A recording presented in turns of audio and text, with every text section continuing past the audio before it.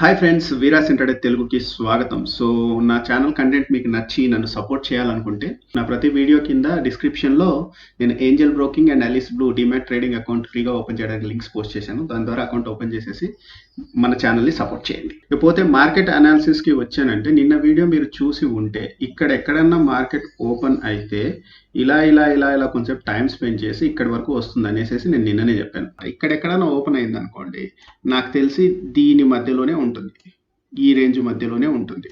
Okay, ఇక్కడ open అయితే ఇట్లా పైకి వెళ్ళి ఇలా అనుకొని ఇలా కిందికి వస్తుంది. ఎందుకంటే మళ్ళీ ఇక్కడ మనకి కంటిన్యూస్గా ఇక్కడ రెసిస్టెన్సెస్ కంటిన్యూస్గా ఉన్నాయి.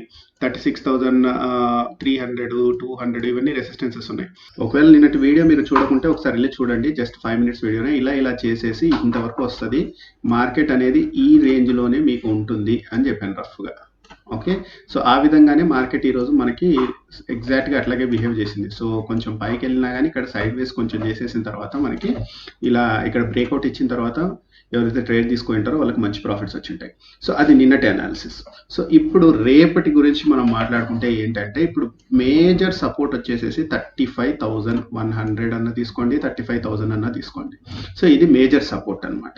సో ఇప్పటికే ఆల్రెడీ ట్వైస్ ఇక్కడ ఒకసారి టెస్ట్ చేసింది, ఇక్కడ ఒకసారి టెస్ట్ చేసింది. సో రేపు పొద్దున ఫ్లాట్గా ఓపెన్ అయ్యి కానీ స్మాల్ గ్యాప్ అప్ ఓపెన్ అయ్యి కానీ దీన్ని బ్రేక్ చేసింది అంటే షార్ట్ పొజిషన్ తీసేసుకొని మనం ఇక్కడలో స్టాప్ లాస్ పెట్టుకుంటే అంటే 35,400 దగ్గర ఎక్కడైనా స్టాప్ లాస్ పెట్టుకుంటే మనకి మ్యాక్సిమం బెనిఫిట్ వచ్చే ఛాన్సెస్ ఉంటాయి.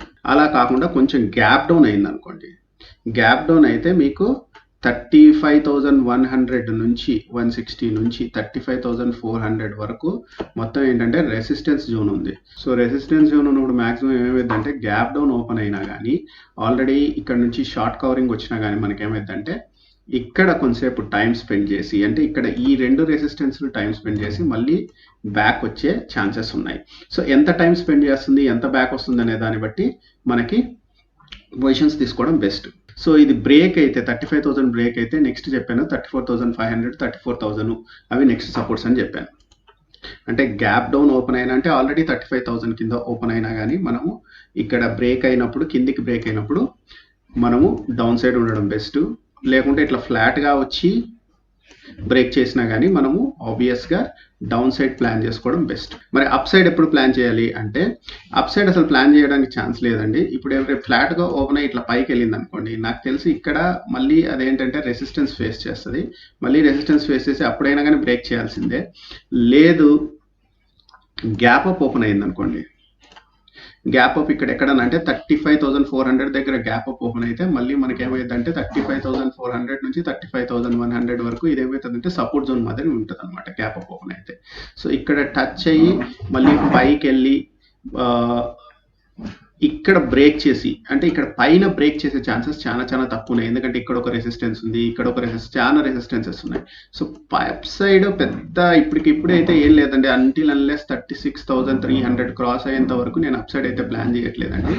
సో ఎంతసేపు ఉన్నా కానీ ఒకవేళ ఇది కిందికి వచ్చి ఇట్లా పైకి పోయినా కానీ మనం ఏం ప్లాన్ చేయం.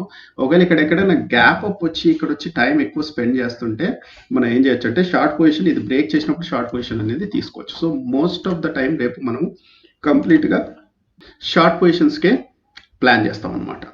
సో గ్యాప్ అప్ వస్తే మనం ఏం చేస్తున్నాం అంటే వెయిట్ చేస్తాము, పెద్దగా పైకి పోతుంటే పెద్దగా ఇంట్రెస్ట్ చూపించాం. ఒకవేళ డౌన్ వస్తుంటే దీన్ని బ్రేక్ చేసిన తర్వాతే మనం ఎంట్రీ ఇస్తాము. అలా కాకుండా ఫ్లాట్గా ఓపెన్ అయ్యి పైకి వెళ్ళినా కానీ దీన్ని బ్రేక్ చేసినప్పుడే మనం ఎంట్రీ ఇస్తాము.